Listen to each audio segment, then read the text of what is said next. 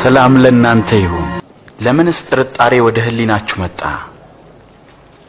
እጆቼን እግሮቼን ተመልከቱ፣ እኔው ራሴ እንደሆንኩም እዩ። ዳሱኝናም ታውቁኛላችሁ። እዩ፣ መንፈስ ሥጋና አጥንት ፈጽሞ የለውም። ከእናንተ ጋር በነበርኩ ጊዜ ስለኔ የነገርኳችሁ ይህ ነው። በሙሴ ሕግ በነቢያት ትንቢትና በመዝሙርም የተጻፈው ሁሉ እነሆ ተፈጸመ።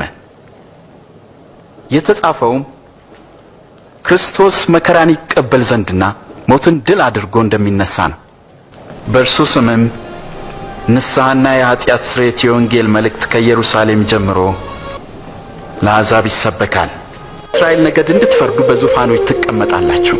ስለዚህ ከዳተኛ የለም ማለት ነው። ስምዖን ስምዖን ሆይ ሰይጣን ሁላችሁንም ሊፈትናችሁ ፈለገ፣ እንደ ስንዴ ሊያበጥራችሁና ሊፈትናችሁ አብዝቶ ለመነ። ግን እምነትህ እንዳይጠፋ ስላንተ ማለዱ። አንተም ወደ እኔ በተመለስ ጊዜ ወንድሞችን አጽና።